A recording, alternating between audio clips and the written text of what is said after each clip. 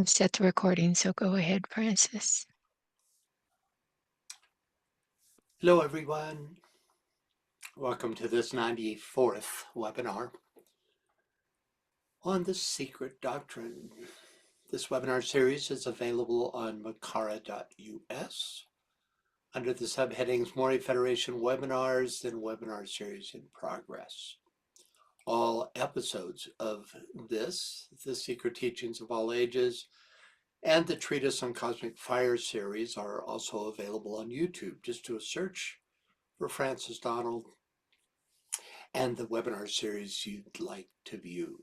You can also access any of these webinars on the homepage of morifederation.com. These provide live links where you can join. So if you didn't get an invitation or you misplaced it, you can always go here and enter. Okay, well, this month in Old Diary Leaves, Colonel Olcott describes his inner foreboding that HPV has died. Can we get a reader, please? Sure, I'll start this off. My first intimation of HPB's death was received by me telepathically from herself, and this was followed by a second similar message. The third I got from one of the reporters present at my closing lecture in Sydney, who told me as I was about leaving the platform that a press message had come from London announcing her decease. In my diary entry for 9th May, 1891, I say, had an uneasy foreboding of HPB's death. In that of the following day, it is written, this morning I feel that HPB is dead. The third warning, the last entry for that day says, cablegram, HPB dead.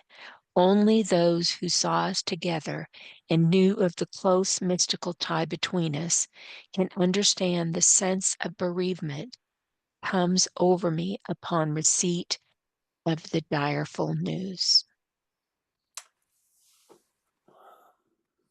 Thank you, BL. So you see her here in the lower left corner and Colonel Olcott up here. So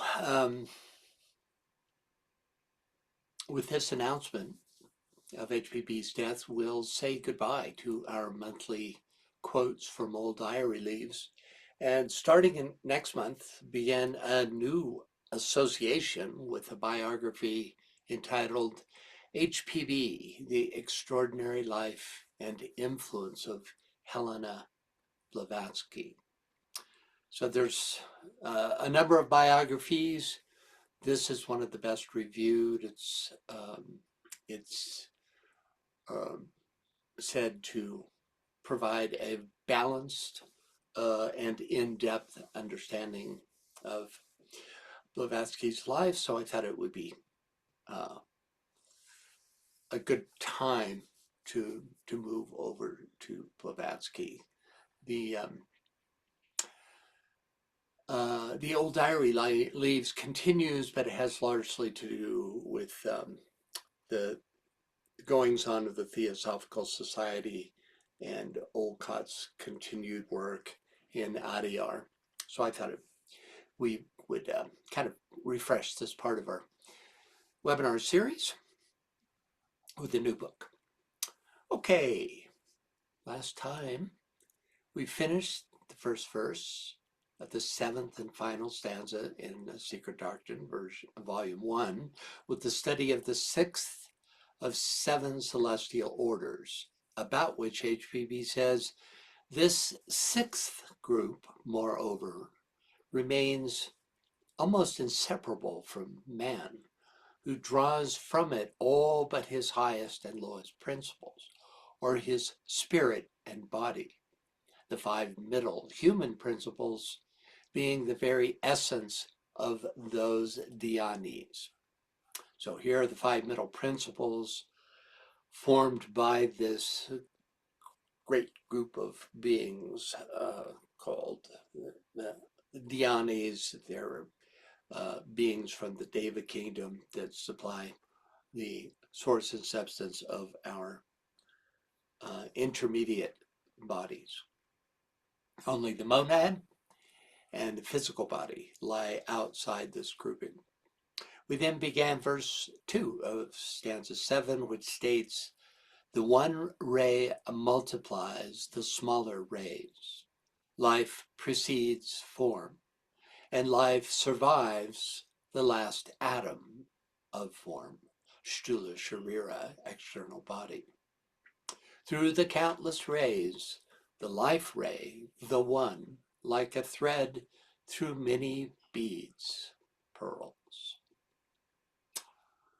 Okay, the commentary that follows poses the question, how can the one undifferentiated life ray unfold in a seemingly endless series of forms? HPB then explains by using the growth of a fetus as an analogy. Through division and organization of the minuscule seed of a single microscopic ovum plus a spermatozoon expands into a fully formed baby, then into an adult. In the same way, HPP suggests, the one life ray expands outward, weaving the myriad and successive physical forms of a human being. Of course, fetal development unfolds in a single linear lifetime under biological laws, whereas the one life ray spans countless cycles, multiple planes, and an eternal life thread that demonstrates only briefly through each incarnation. Hang on a sec. After acknowledging that embryology has an adequate, though not complete, understanding of the physical process of preserving hereditary information across generations, HPB takes up the quote-unquote two chief difficulties that embryologists face, which are, number one, what are the forces at work in the formation of the fetus? And two, what are the true causes of hereditary transmission, of likeness, physical, moral, and mental? She then makes the point that these questions will never be fully answered by scientists until they begin to explore the non-material causes of human generation, such as the existence of permanent atoms and the influences of karma. She then goes on to ask, since even skeptics accept that a microscopic ovum and sperm respond to forces unknown to embryologists, why should acceptance of these unseen forces be any different than acceptance of the unseen forces of occultism? We then took a look at a long footnote that highlights the work of German embryologist, philosopher, Professor August S. Weismann, who advanced the germ plasm theory of heredity. According to this theory, which is still subscribed to by modern embryologists, the germ plasm is like a seed that holds hereditary information across successive generations, thus ensuring the continuity of the species. This parallels, and the reason that HPB is citing Weismann is because it parallels the Hindu metaphysical seed of creation called the Bindu, which, like decay's permanent atoms, records karma and holds info on the development and quality of the matter of the three sheaths through which we incarnate, as well as the gains made in consciousness across incarnations. Thus, both germ plasm and Bindu may be seen as seeds of continuity, one functioning in the material domain of genetics, the other in the cosmic domain of consciousness. HPB then introduces the idea of the spiritual plasm. Quote, complete the physical plasm mentioned in the last footnote, the germinal cell of man with all its material potentialities, with the spiritual plasm, so to say, or the fluid that contains the five lower principles of the sixth principle Dion, and you have the secret, if you are spiritual enough to understand it. This is followed by a description of the five virtues contained in the spiritual plasm, which HPB identifies with the sixfold heavenly man. Then she states, wherefore the microcosm is represented as a pentagon within the hexagon star, the macrocosm. Let me say that again. Wherefore the microcosm is represented as a pentagon within the hexagon star, the macrocosm. That's a phrase. And that looks like this. The principles represented by the points of the six stars are listed here at left. And they're the source of the principles represented by the five-pointed star listed at right. These are the Dhyani-Chohanic principles bestowed on the human. HB then describes the highest or seventh principle as, quote, but one of the beams of the universal sun. Going on to say, each rational creature receives only the temporary loan of that which has to return to its source, while his physical body is shaped by the lowest terrestrial lives through physical, chemical, and physiological evolution. The blessed ones have naught to do with the purgations of matter.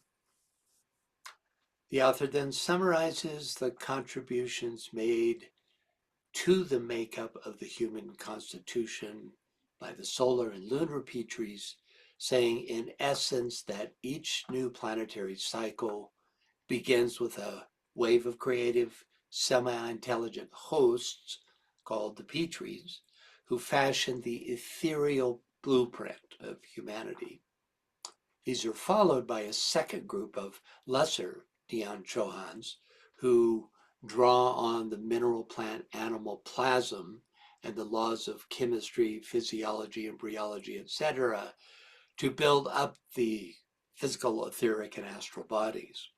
These ancestors, quote unquote, are the divine architects of form, only form, but of form, working from the densest kingdoms up towards true humanity. Finally, humanity's inner light, mind, manas, soul essence, buddhi, and karmic awareness comes from a third group, the Manasaputras or solar angels.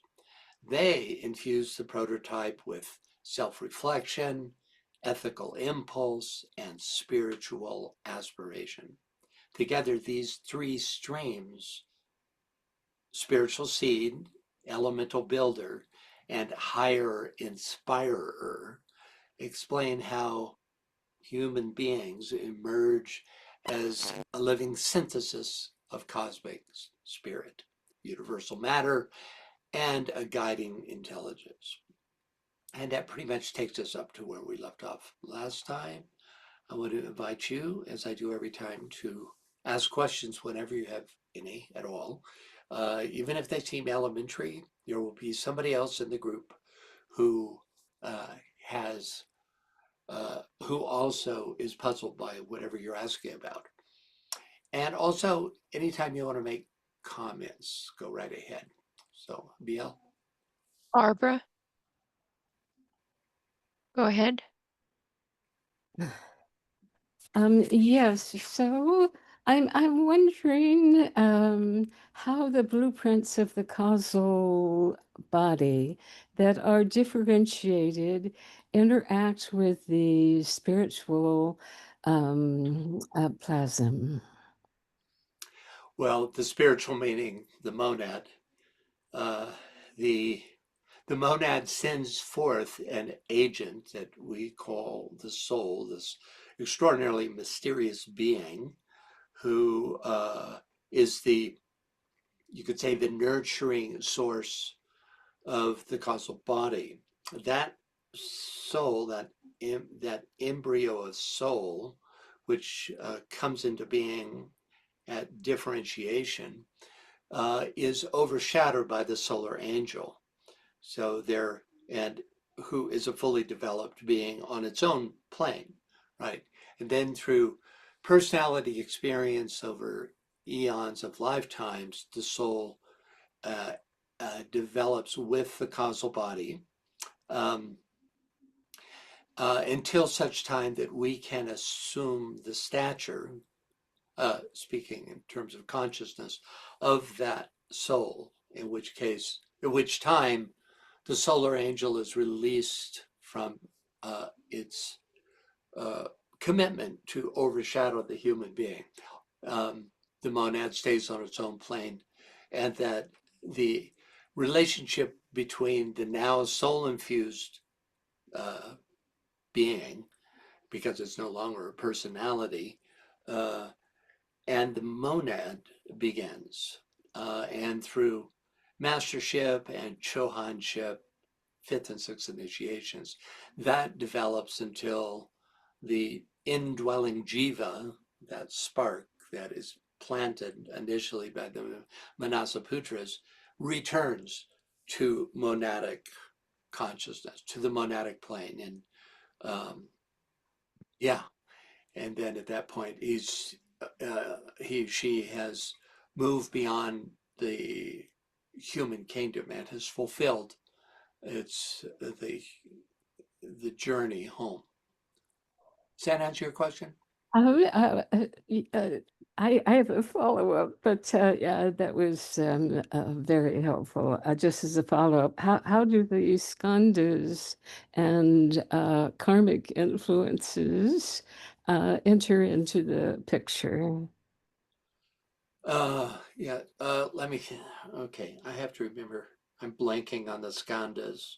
They're, The tendencies that come from the previous lifetime. Um, so the condition, tendencies developed, you mean?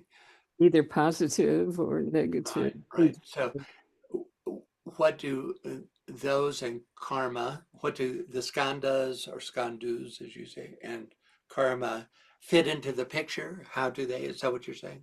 Yes. Well, they're the means by which the personality is able to progress, because the well, DK talks about 3 levels of lords of karma, uh, and the one that you're talking about are those that have to do with the karma of the past.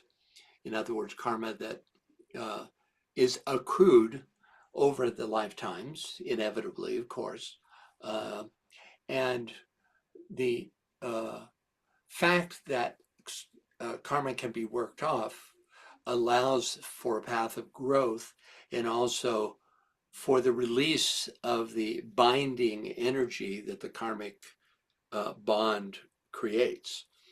So if you have negative karma or positive karma, incidentally, with another human being, then in a within one lifetime or in a following lifetime, events occur that allow you to neutralize that karma, gain the lessons that need to be learned from that karma, and move on to the next step. Of course, this is a seemingly endless cycle. Initially, it's part of this experience gathering phase and the unfolding of the lower egoic petals. And as but without karma, you would be bound by inequities that you create inevitably, right? And you would not be able to break through and um, uh, and move forward on the path. Um, that's the karmic part of it. The skandhas are, I would think, evolve along their own line of becoming, and I think would be very much influenced by one's Ray makeup. But I haven't studied the skandhas as such. It came up once before in a question that you asked. But yeah, that's really all I can contribute. Thank you very much. I appreciate it. Yeah, you're welcome, Barbara. Francis, Yo, Ariane wants to know what is the difference between the soul, solar angel? yeah, profound subject, isn't it? So the solar angel overshadows the human being uh, at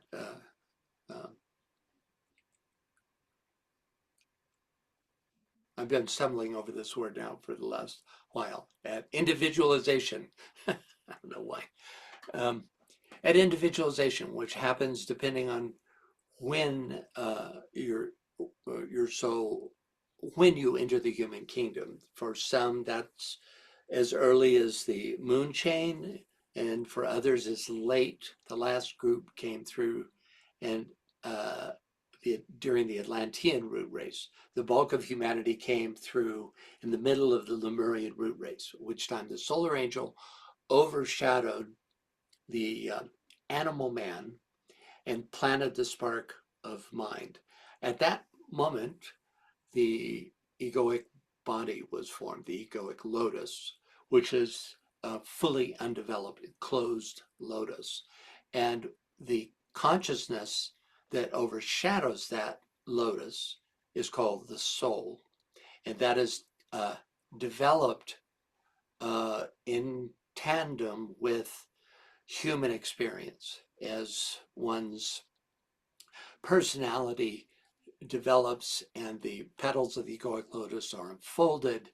The soul comes into consciousness and becomes an agency for the solar angel. Initially, and I think we cover that in the reading today, the solar angel actually inhabits the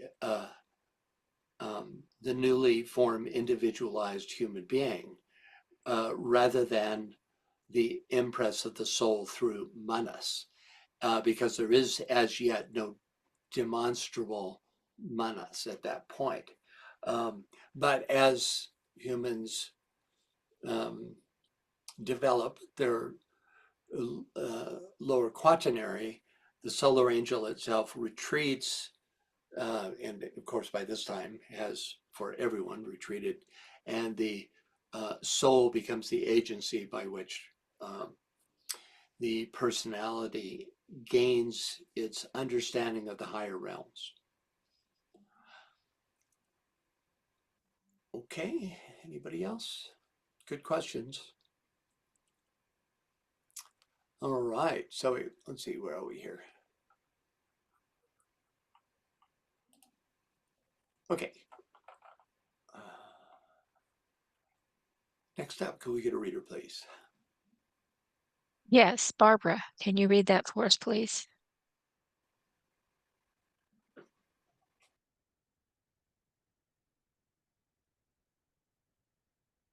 Barbara, can you read that for us, please?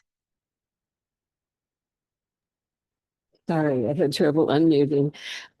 In our present all-material fifth race, the earthly spirit of the force is still strong in us, but we are approaching the time when the pendulum of evolution will direct its swing decidedly upwards, bringing humanity back on a parallel line with the primitive third root race in spirituality. During its childhood, mankind was composed wholly of that angelic host, who were the indwelling spirits that animated the monstrous and gigantic tabernacles of clay of the fourth race, built by, as they are now also, and composed of countless myriads of lives. This sentence will be explained later on in the present commentary, The tabernacles have improved in texture and symmetry of form, growing and developing with the globe that bore them. But the physical improvement took place at the expense of the spiritual inner man in nature. The three middle principles in earth and man became with every race more material. The soul stepping back to make room for the physical intellect. The essence of elements becoming the material and composite elements now known. Thank you, Barbara. Okay, first, in our present all material fifth race, the earthly spirit of the fourth, meaning the Atlantean, is still strong in us. But we are approaching the time when the pendulum of evolution will direct its swing decidedly upwards, bringing humanity back on a parallel line with the primitive third root race in spirituality, in terms of spirituality. So this is an interesting teaching. Vibrationally, the most material point in human evolution is on this fourth globe, at the middle of the fourth root race, as you see here. It's the lowest point from a material standpoint, right? And this concretization, called here by HPB the earthly spirit, earth being the densest element, has become part of humanity's mental attitude during the fifth root race. Also, Atlantis marked the development of Kama, the fourth, again, the fours, notice the numbers, or astral nature. But as the fifth root race begins to move into its sixth subrace, prepares for that move, the energetic upswing will again gain momentum. This gain is inevitable because of the spiritual destiny of the fifth root race that draws us on the upward arc. There can be delays. The Black Lodge actively seeks to slow human progress, but ultimately the energetic upswing is unstoppable. Vibrationally, this return to the path will be on par with the mid-Lemurian root race, but with the addition of a vastly more advanced mental awareness. So when she says that, bringing humanity back on a parallel line with the primitive third root race, she's not saying that we will again become like the Lemurians, but that in terms of the level of spiritual vibratory quality, that we will once again achieve it. But it's, of course, vastly different because the development of mind. Okay? Any thoughts or questions?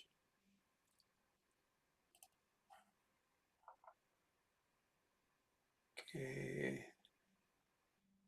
Yeah, I see Nadel's hand. Yes, Nadel?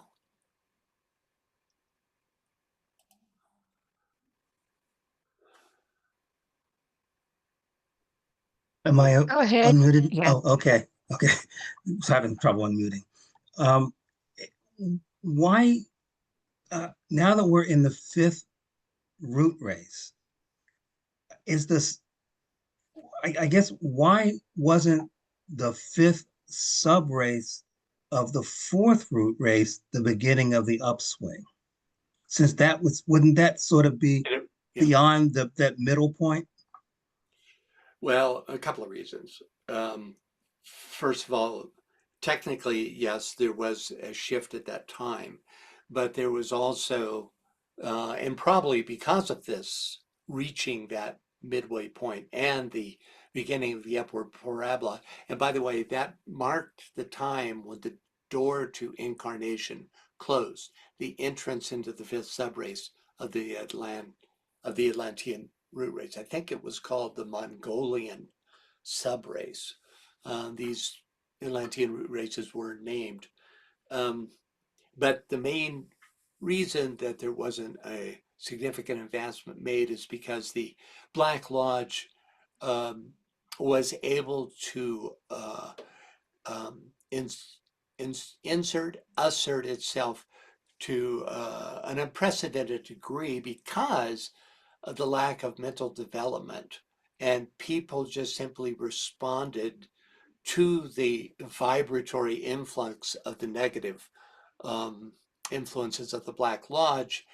And there was a smaller group that resisted this, but the hierarchy felt that it was necessary to end the the Atlantean root race prematurely. And as a result, what might have happened over the normal extension of the fifth, sixth, and seventh subraces of the Atlantean race just simply didn't take place. And a lot of the karma and also the stage of development, which was folding of the astral nature, was picked up when we entered the Aryan race. In fact, DK says that about 2/3 of humanity are at this point emotionally polarized. So yeah, that's technically, yes, that was the midway point. That's when the door was closed, for instance, on animal man being able to enter into the human kingdom. But in reality, it was stunted by the early demise of the race. Adele? So Oh, go ahead. where are, in terms of where, I know we're in this is the fifth root race, the Atlantean, the Aryan, but where are we right now in terms of sub races? Fifth, So we're the fifth sub race of the fifth root race. right. Okay. Yeah. And so this is a time of, the fifth ray is really dominant. The concrete aspect of concrete science, one of the names of the fifth ray, is very active. I mean, just look what's happened in the last 200 years. But also the development of lower mind is, unprecedented, especially in terms of humanity as a whole, right? There's been exemplars that have come all through the Aryan race that have, set the tone for mental development. But now we're really having a race-wide development. I'm not going to say racial-wide development because it's a different kind of use of the word race. A race-wide development of lower mind development, right? So that's the primary function for the fifth subrace. The sixth subrace brings in the influence of higher mind. This will also be enhanced vibrationally by movement into the Aquarian age, which through the seventh ray allows the spirit aspect and via Uranus to literally ground itself in the lower quaternary.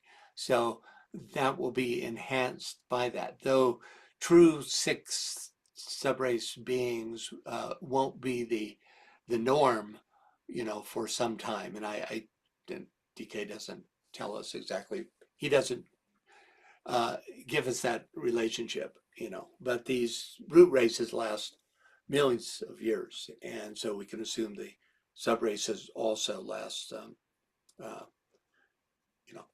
hundreds of thousands to millions of years as well. Does that answer your question? Okay, anyone else? All right. Okay. So next up, during its childhood, mankind was composed wholly of that angelic host, who were the indwelling spirits that animated the monstrous and gigantic tabernacles of clay of the fourth race, built by, as they are now also, and composed of countless myriads of lives. So humanity's childhood refers to that stage immediately following human individualization. Excuse me, I'm just going to drink water.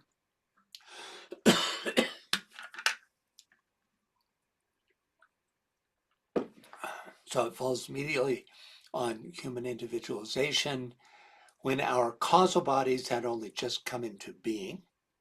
At this point, the human soul, though present, was also in its infancy, a new center of consciousness born from the projection of the monad and quickened by the sacrifice of the solar angels.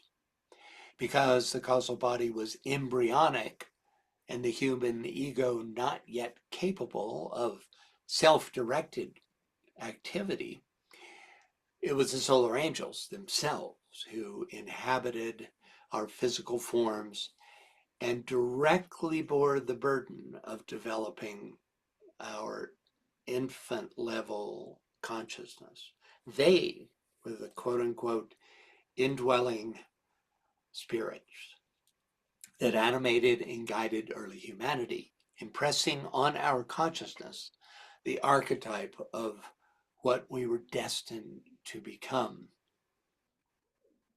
So this is why HPB earlier says that, we will be returning to Lemurian level consciousness as we progress, but plus the development of mind, because we will once again have a direct experience of the solar angelic presence, but in a vastly different, instead of being coming down through the involutional cycle and having that experience of direct overshadowing, we'll be moving back up to the evolutionary cycle and will literally have earned or gained access to the solar angelic level, vibrational level, right?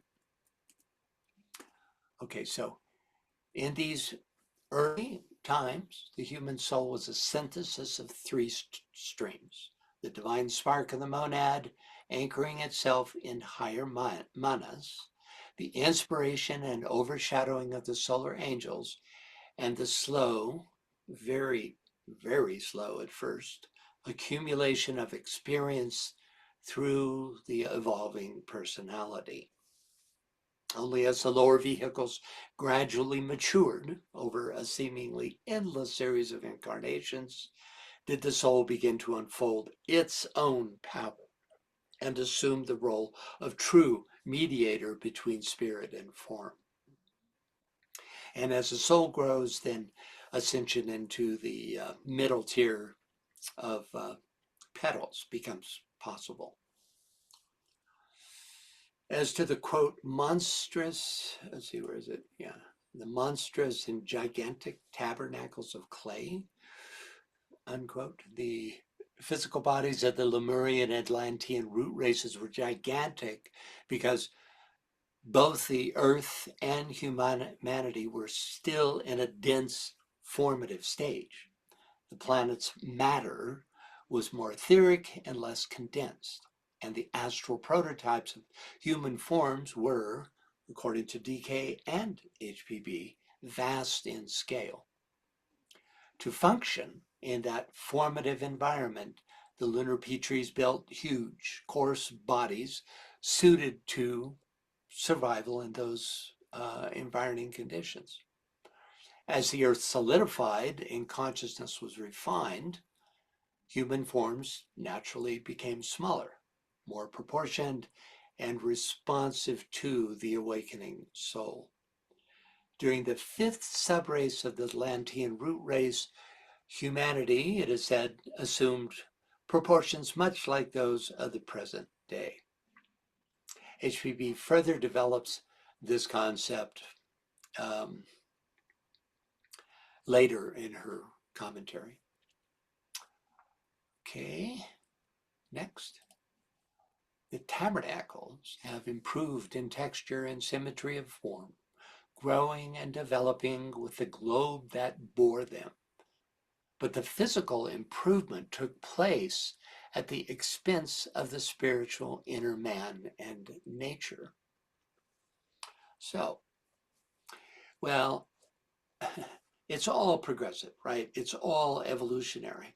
But you could say temporarily the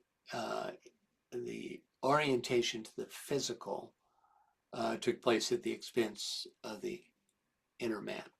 So as the earth condensed and stabilized, and as the form-building lunar petries perfected their work, the human body became more symmetrical, balanced, and suited to finer expression. But humanity's development of lower mind, particularly lower mind, obscured soul contact through humanity's growing preoccupation with desire, material ambition, and separative thinking, thus blocking the higher influence. This is not an error in form development, but rather a necessary stage during which the lowest three petals of the egoic lotus, which deal with personality development, are very, very slowly stimulated and unfolded. And finally, the three middle principles in earth and man became, with every race, more material, the soul stepping back to make room for the physical intellect, the essence of elements becoming the material and composite elements now known. Okay, so first, the three middle principles, which act as a bridge between spirit and matter, are, of course, lower mind, the astral vehicle, and the etheric body. As evolution proceeded, these mediating principles densified. Prana became more tied to the physical bloodstream and nervous system. Kama became more dominant, binding humanity to passions and desires. And lower manas became increasingly identified with form and material pursuits, right? During this period, the soul stepped back so that humanity could focus on gaining experience on these lower planes. The essence of elements becoming the material and composite elements now known suggests that the primordial subtle essences of fire, air, water, and earth condensed into denser versions of themselves, materially diversifying to include the chemical elements and compounds that we know today.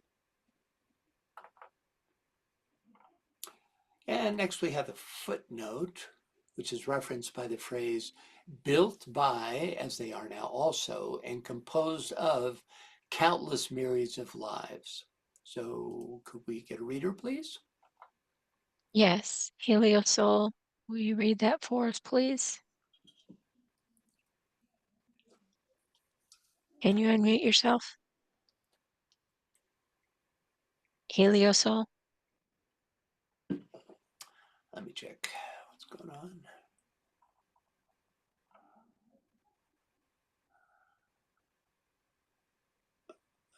I'm asking her to unmute.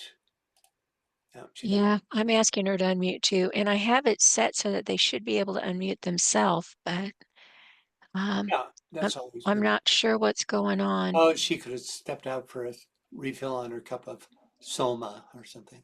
Okay, Nadell, will you read that for us, please? Science, dimly perceiving the truth, may find bacteria and other infinitesimals in the human body and see in them but occasional and abnormal visitors to which diseases are attributed. Occultism, which discerns a life in every atom and molecule, whether in a mineral or human body, in air, fire, or water, affirms that our whole body is built of such lives, the smallest bacteria under the microscope being to them in comparative size like an elephant to the tiniest infusoria. Okay, so Occultly, the human body is not merely made up of conglomerates of cells, as seen by science, and inhabited by microbes, but is entirely constituted of countless little lives, right? HPB's elephant to infusoria analogy dramatizes the gulf between our smallest visible life forms, bacteria, and the unimaginably smaller elemental lives occultists perceive. In addition, we have to keep in mind that 19th century microbiology had just begun to identify bacteria. Since that time, cells many, many times smaller have been studied, recorded. Okay. Her main thrust here is that the differences in the scientific viewpoint, the material idea of conglomerates of cells, which are not seen as jiva inhabited lives um, as occultists see them. Okay, next up, can we get a reader? Heliosol, can you? Are you back? We called on you a little while ago, and can you unmute yourself? No. Okay, I guess not. So, Janet, can you read for us, please? Sure. Am I loud enough? Yes. Okay. Man is not, nor could he ever be, the complete product of the Lord God, but he is the child of Elohim, so arbitrarily changed into the singular masculine gender. Muscular First, gender, yes. yes, masculine gender. The first Diana, Diana, Gianni. commission, Diani, thank you. Commissioned to create man in their image, could only throw off their shadows, like a delicate model for the nature spirits of matter to work upon. See Book 2. Man is beyond any doubt formed physically out of the dust of the earth, but his creators and fashioners were many, nor can it be said that the Lord God breathed into his nostrils the breath of life, unless that God is identified with the one life, omnipresent, through invisible, and unless the same operation is attributed to God on behalf of every living soul, or nefsha, which is the vital soul, not the divine spirit, or rusha, which ensures to man alone a divine degree of immortality that no animal, as such, could ever attain in this cycle of incarnation. Thank you, Janet. Okay, first, man is not, nor could he ever be, the complete product of the Lord God. But he is the child of the Elohim, so arbitrarily changed into the singular masculine gender. So humanity is not the work of a single patriarchal Lord God, as presented in exoteric scripture, but is rather the offspring of the plural Elohim, a collective of divine creative powers and lunar builders. The shift to a singular masculine deity is a blind, probably intended to mask our plural origins. Next, the first Dhyanis, commissioned to create man in their image, could only throw off their shadows, like a delicate model for the nature spirits of matter to work upon. So the Dhyanis, or mind-born sons, which form our 6 middle principles, serve as divine architects, projecting an ethereal outline of humanity into denser substance. These archetypal shadows, which are projected during the first, second, and first half of the third root race, then act as a blueprint for the nature spirits, elemental intelligences, to fashion the dense physical bodies, physical, astral, and lower mental bodies of man from matter. Okay?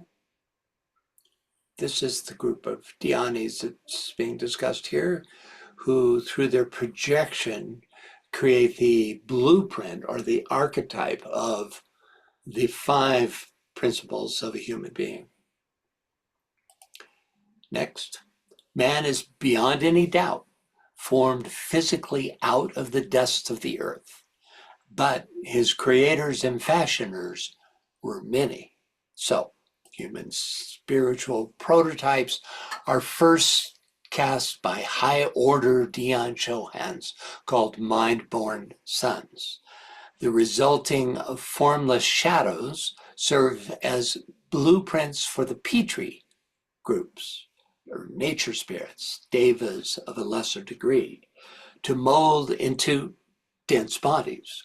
Then finally, on the at the very cusp of the animal to human kingdom, the Manasaputras overshadow humanity and imbue the new forms built by the other 2 groups with moral, psychic, and spiritual qualities.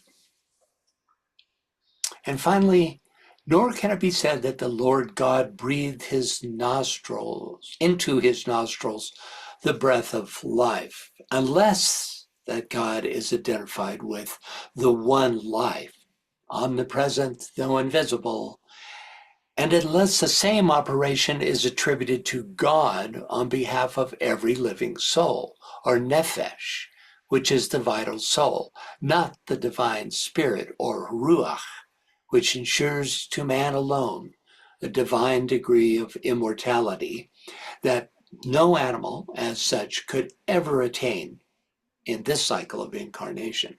So this passage makes clear that the image from Genesis of the Lord God breathing into man's nostrils the breath of life is only valid when that quote unquote Lord God is understood not as a separate anthropomorphic deity, but as the impersonal, omnipresent one life. It is this divine breath that enlivens every nephesh, right, or vital source in all creatures, while the higher ruach and neshama grant humanity its spark of true immortality. Nephesh is mortal and tied to earthly incarnation. Its animation is the work of elementals and petries. Ruach represents a higher vehicle of consciousness that alone confers the potential for lasting individuality beyond death. Thus, breathing life, and this is an important point, breathing life into man is a continuous interplay between impersonal life, the one life, and our soul vehicles, not a one-off divine gesture as inferred by the Christian Bible. The teachings are there, when you look through the Bible and other exoteric sources as well, but they obscure the true teachings. Okay, next up, could we get a reader, please? Okay, she says she's back. We're going to try this one more time. Paleo Soul. Yay! Okay, I am unmuted. Thank you. Um, it is the inadequate distinctions, maybe by the Jews, and now by our Western metaphysicians, who, not knowing of and being unable to understand, hence to accept, more than a triune man, spirit, soul, body, thus confuse the breath of life with the immortal spirit. This applies also directly to the Protestant theologians who, in translating verse 8 of chapter 3 in the fourth gospel, have entirely perverted the meaning.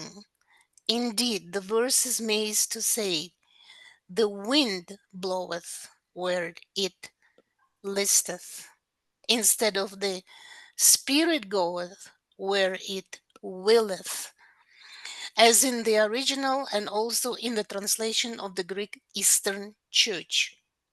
Thank you, Heliosol. Thank you.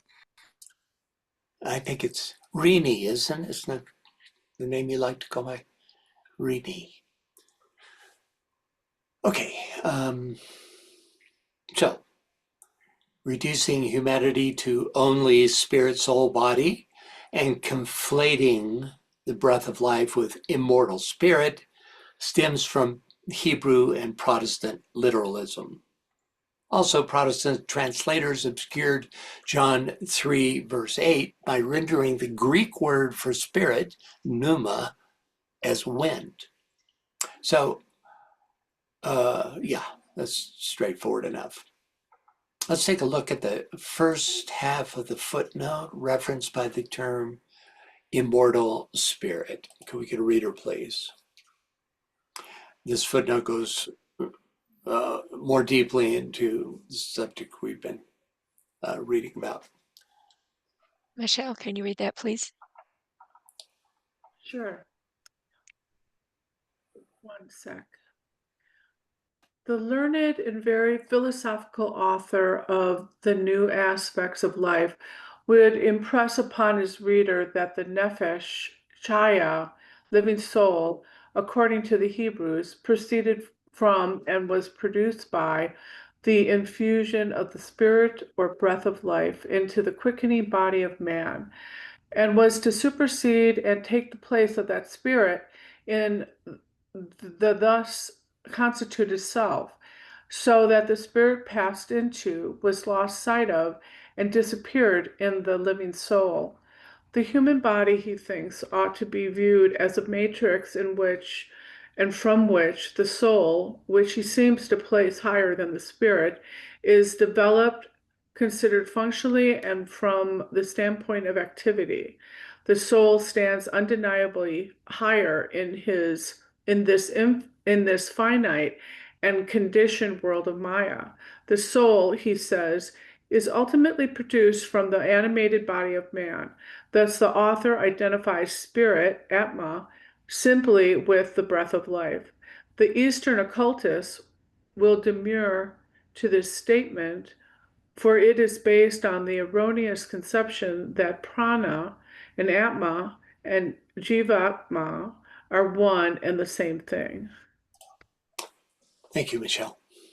Okay, so first, the learned and very philosophical author of New Aspects of Life would impress upon his reader that the nefesh chaya, living soul, according to the Hebrews, proceeded from or was produced by the infusion of the spirit or breath of life into the quickened body of man, and was to supersede and take the place of that spirit and the thus constituted self, so that the spirit passed into, was lost sight of, and disappeared in the living soul.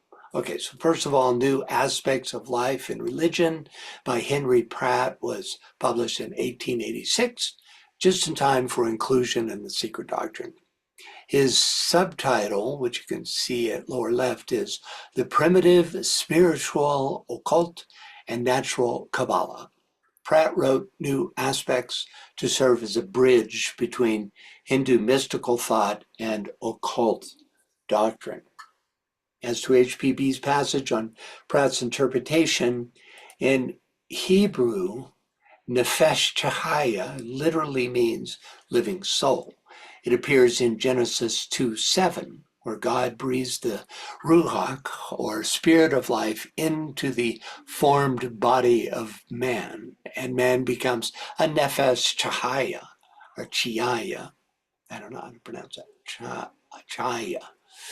Quote, and the Lord God formed man of the dust of the ground and breathed into his nostrils the breath of life, and man became a living soul. Here's the descent described in this verse in chart form. So if we could get a reader to read this vertically. So we'll start with this Pratt's view, this Hebraic philosophical view. That is to say, translated into a more philosophical view by Henry Pratt of the Hebrew ideas. So if someone could read this vertically, and then we'll look at the corresponding theosophical viewpoint. Go ahead, Scott, please. Infusion of spirit, ruach. The divine breath enters the quickening body, the physical form prepared to receive life. Emergence of nefesh chaya, living soul. This infusion produces a new entity, the nefesh chaya, which is more than animated matter. It is a synthesized self, a living soul. Supersession of spirit. The spirit, having fulfilled its role as the animating principle, becomes subsumed or transformed into the soul. It is lost sight of in the emergent personality. Okay, go ahead and read this side now. Okay, the occult theosophical view. Descent of the monad, spirit. The monad descends into matter, becomes veiled by the soul and personality. Formation of the causal body. The higher mental sheath becomes the repository of spiritual essence, shaped by karma and experience. Soul as intermediate vehicle. The living soul expresses both the divine and the material, serving as the bridge between spirit and form. Thank you, Scott. Any thoughts or questions? Okay. Next. The human body, he thinks, meaning Pratt, ought to be viewed as a matrix in which and from which the soul, which he seems to place higher than the spirit, is developed. Considered functionally and from the standpoint of activity, the soul stands undeniably higher in this finite and conditioned world of Maya. The soul, he says, is ultimately produced from the animated body of man. So Pratt inverts the occult hierarchy rather than viewing the soul as descending from spirit, he suggests that the soul emerges upward from the body and is a product of activity within the physical form, rather than being a downward extension from the monad. He places the soul above spirit in terms of activity and relevance within the finite world. This is an extreme evolutionary point of view, presenting a functional rather than a top-down ontology, because it highlights the soul's growth through the body's animation and lived experience rather than its direct descent from the monad that is then nurtured by the solar angel. That aspect of it is ignored, you could say. But in the process, he gets it backwards, suggesting that the soul literally rises up out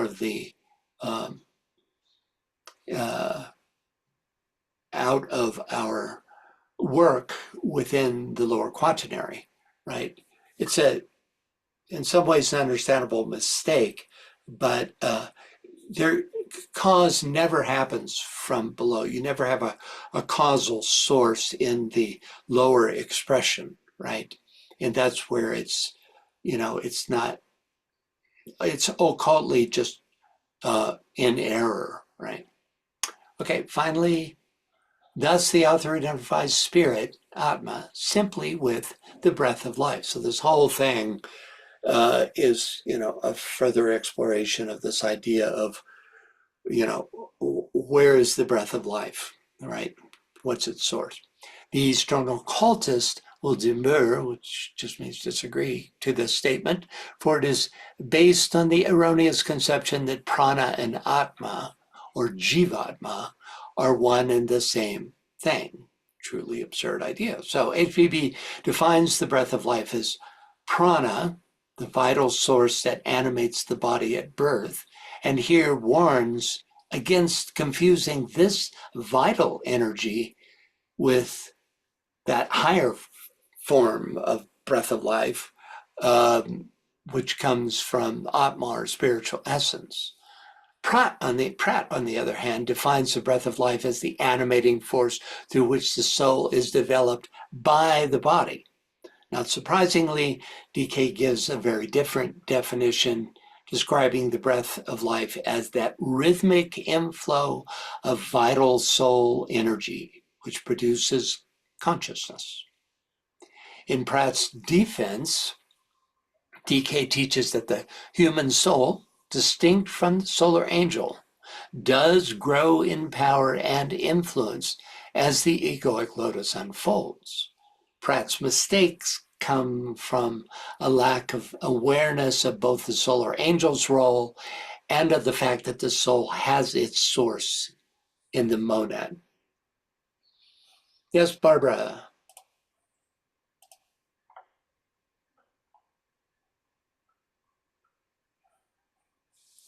Yes, so I think this opposition of viewpoints continues now with views of consciousness from some scientific points of view, that Absolutely. consciousness emerges from the physical, the brain. Um, Absolutely. Yeah. so I'm wondering how differentiated Jivatma is, and does it give any differentiation to the soul, or is it a more a cosmic energy? I'm sorry, Barbara, I missed the first part of your question. Could you repeat? What is the I'm asking about the Jivatma. right? So I'm asking how differentiated it is, and whether it's just a cosmic energy or if it is a defining energy that produces a soul. Right. Okay. So the jiva is connected with the life of the first aspect of the monad, or the atmic um, being, which in first generation theosophy was the highest form of the monad. So you could say it's the first principle in that threefold group of principles that form Amabhuti Manas, right? Um, and let's see, it's what is its purpose in terms of this breath of life is that it breathes life into the soul aspect. On a continuous basis. In other words, it sends spirit energy down into the higher manasic. And that's a circulating process because the if fusions of the lower are dissipated in the return cycle. But it's like the spiritual aspect of the breath of life, which moves from the jivatma down into the nefesh, which is the soul and in the higher mental plane. Does that answer your question? I feel like I didn't quite catch it somehow. So, so we know that the soul has a certain ray structure. Right. Does that come from the Jivatma? Does the Jivatma have a similar ray configuration? Wow, that's a great question. My guess is it does. I mean, it's inherently aligned with the will aspect, the spirit aspect. It's like the highest form aspect. So it would have an alignment with the first ray. But, we only know about, see, Michael Robbins speculated about this idea of the rays of the spiritual triad, right? But it's just speculation because DK doesn't tell us much. He does tell us about monadic rays and about rays of the soul. And so does the sheath, the three bodies of the monad, Atma Buddhi Manas, carry individual rays? Are they direct expressions of the monadic ray? Or are they like subrays of the monadic ray? Those are questions that go unanswered. Of course, the soul ray is different, DK tells us, than the monadic ray. But interestingly enough, the causal body has the same ray as the monad in a certain way. It's a direct projection from the monad on a form level. So this is what we know. And then that leaves a number of questions, like does the spiritual triad have individual rays with its Atma Buddhi Manas? What's the alignment? In other words, what is the connection between the soul ray and those rays of the spiritual triad, right? And then how do the rays expressed through the spiritual triad relate to the monadic ray? I'm giving you more questions than answers, but that's what I know about it. Thank you very much. Yes, you're welcome. Francis? Yeah. Heliosol, I'll call on you in just a second. Ariane has a very similar question in what you guys have just been talking about. She says, what is the solar angel's relationship to the monad, and what is spirit? And what was the last part? What is spirit? And what is spirit? Okay. So, well, first of all, the solar angel overshadows that which is sent forth by the monad, which is the soul. The solar angels themselves are not an aspect of the monad sent forth into form. That's the soul. You could say they're contracted to overshadow. They agree. They're the Manasa Putras, this great sons of mind group that are traced to, at least for Earth's humanity, to Venusian influences, right? But they have their being in expression in Atma Buddhi Manas, and they're other than the soul itself, which is a spark sent forth, an extension, you could say, of the monad into the higher mental plane. So in terms of, it's a great question. What's the direct relation between a solar angel who you could say acquiesces, that's the word DK uses, acquiesces to overshadow a human being? What's the actual relationship between such a one as this solar angel and a monad on its own plane.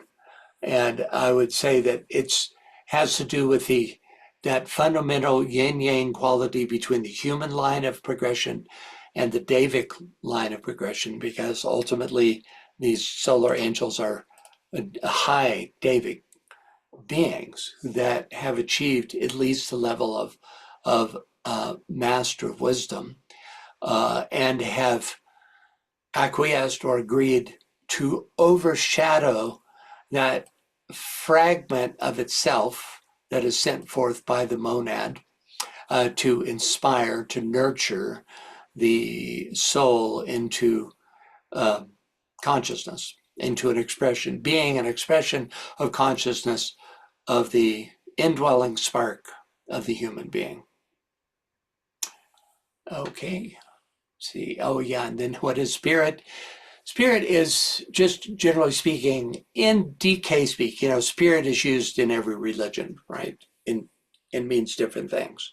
So it's, from one point of view, it's kind of a movable feast. If something is higher, then we call it spirit. But strictly speaking, spirit is the pure life source, right? That manifests through form, right? It itself is formless. Of course, in the manifested universe, there's no such thing as formless. We have extremely high forms, but Fohat binds the spirit essence, it's also called, with form, and together they develop their interaction, you could say, which is the father and the mother develop consciousness, which is the son aspect. So it's spirit, it's essence, it's the first aspect, it's the first ray, and it's the father. Okay, anybody else? Yes, Heliosol, go ahead. My first question have been just answered about the spirit and Atma relationship on all multiple levels, like you just, Francis, explained. And I was wondering the second sentence of this passage about the Eastern occultists will demur to this statement, for it's based on the erroneous conception that prana, atma, and jivatma are one the same thing. This is very interesting, and it's this is duality that I feel, but I'm on a basic level, and I think that um, I, if I would be Eastern occultist, I would also be looking at this like strange statement, because it's, my life small experience tells me, based on what I experienced and learned, prana is the life force that is of a higher order, because prana is the electricity that goes from the conception of physical life into the highest levels, and into antakarana, but it's different levels of prana, as well as atma is also exist on the soul, lower soul, higher soul. Atma is a soul according to Vedic, it's a ethnic Vedic word. And Jivatma, there is Atma in Jivatma. And Jiva is the, on a basic level in Vedic, it's a water of life, water that literally in the physical matter in the body.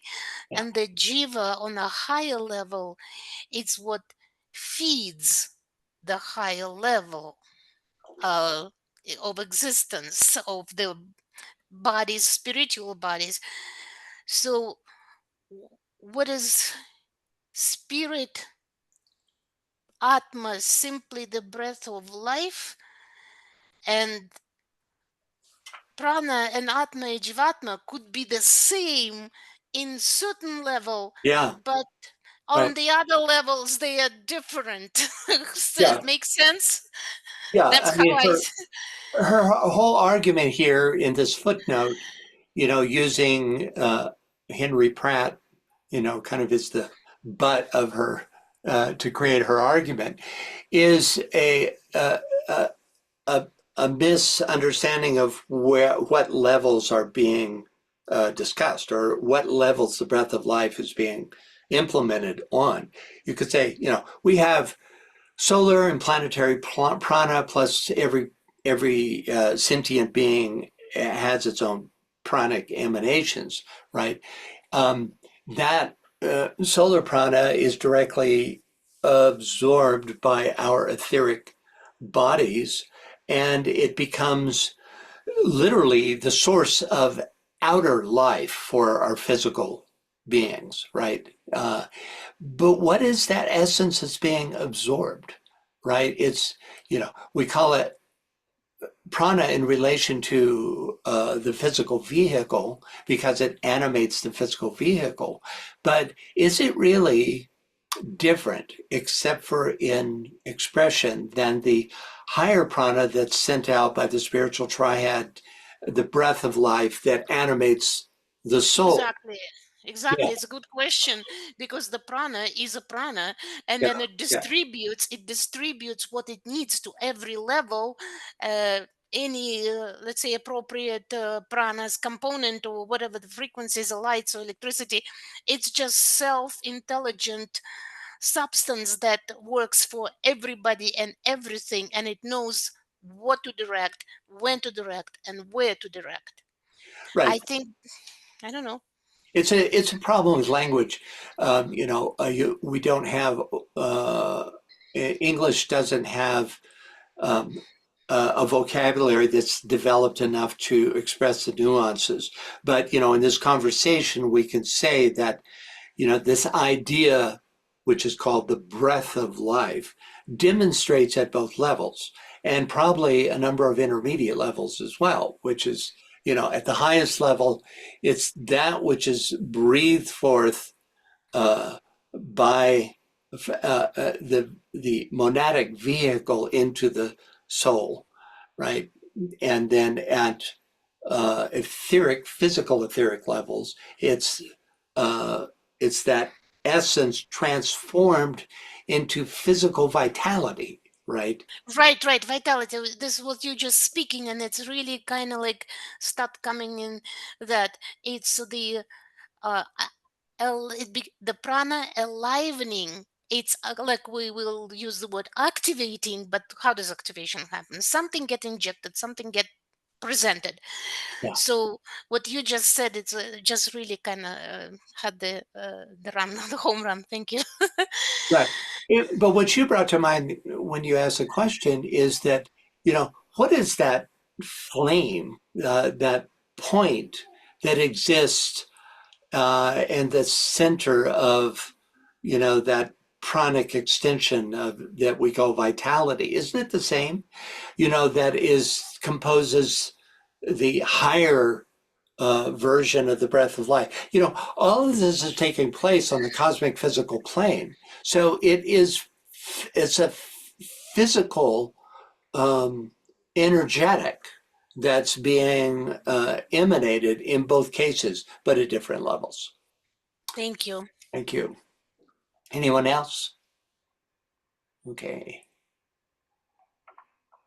All right. Hopefully you have a sense, even just from that discussion, of these two levels that we're talking about, and which is really HPB's argument with Henry Pratt, that he confuses the lower with the higher, right? Suggesting that scripture and, all sources of the breath of life are actually just vital pranic in origin. Okay, and I think we're going to continue with this. So next up, we have the second half of the footnote. Could we get a reader, please? Yes. Ariane, can you read that for us, please? Let me ask you to unmute. The author supports the argument by showing that with the ancient Hebrews, Greeks, and even Latins, ruach, pneuma, and spiritus, with the Jews undeniably, and with the Greeks and Romans very probably meant wind. The Greek word animus, wind, and the Latin anima, soul, have a suspicious relation. This is very far-fetched.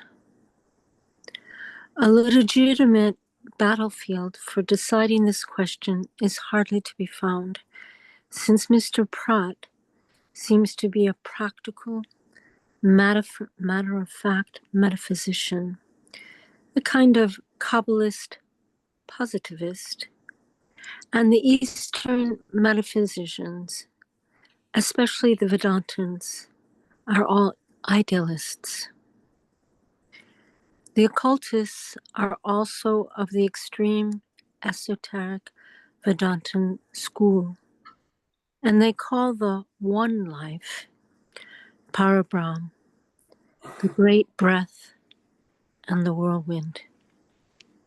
But they disconnect the seventh principle entirely from matter or any relation to or connection with it. Okay, thank you, Ariane. First, the author supports the argument by showing, talking about Pratt again, that with the ancient Hebrews, Greeks, and even Latins, ruach, pneuma, and spiritus, with the Jews undeniably, and with the Greek and Romans very probably, meant wind. The Greek word animos, wind, and the Latin anima, soul, having a suspicious relation. So that's why he's making this connection. So Pratt makes the argument that the Hebrew ruach, the Greek pneuma, and the Latin spiritus all originally meant wind or breath, but, literal breath, and only later came to be associated with spirit.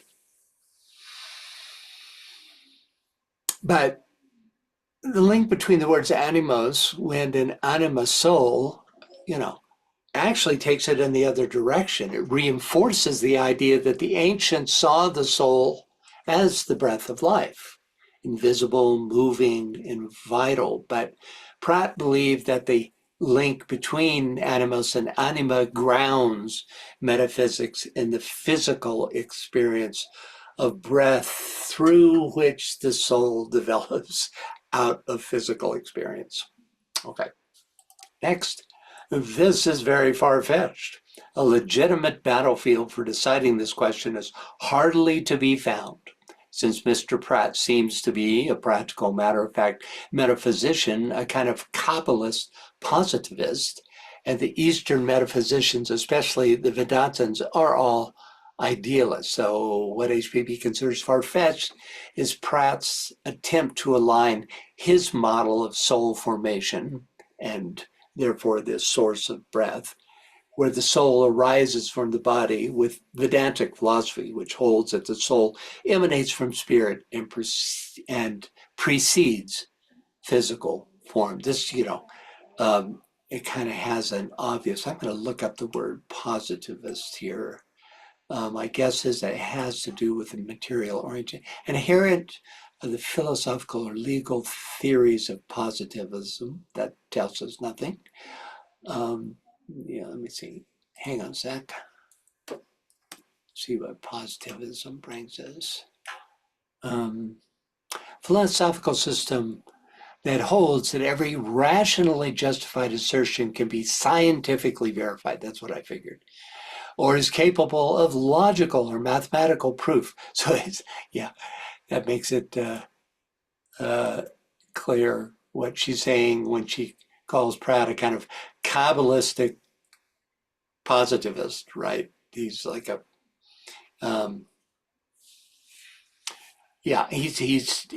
he uses Kabbalism from a practical point of view. Okay. And finally, we have the occultists are also of the extreme esoteric Vedantin school, and they call the one life, Parabrahm, the great breath and the whirlwind. but they disconnect the seventh principle entirely from matter or any relation to or connection with it. Okay, so first of all, extreme esoteric suggests that the occultists that she's talking about go beyond mainstream Vedanta into its hidden initiatory teachings, emphasizing pure consciousness and transcendence of form. For them, and Blavatsky, the great breath, as opposed to what she would call the breath of life, symbolizes the cyclic outbreathing and inbreathing of the cosmos itself, which is in eternal motion, whereas the whirlwind suggests the spiralic energy that precedes creation and therefore is connected with that outgoing breath. Quote, but they disconnect the seventh principle entirely from matter or any relation to or connection with it, reinforces the idea that only spirit is causal, and thus all existence derived from spirit is ultimately illusory. Okay? And that takes us back to the main text. Let's see where she goes with this. Yeah, so she's gonna turn the corner here. Any thoughts or questions on the breath, this whole idea, and the difference in the source of the great breath? Ariane wants to know what creates the monad, and is there one monad per solar angel in soul? Okay, let's see. The teaching in first generation theosophy is that all substance has its source in what HPB calls monas, M-O-N-A-S, right? Sometime during the animal, this is HPB stuff, sometime during the progression through the animal kingdom, there is a coalescence of the diffuse field, out of the diffuse field of monas, a singular monad, which then is functionally attached to the indwelling jiva of this evolving spark, right? So it's the monas is always causal. The monad / monas is causal because it's only through that life essence that any sentient life can take place.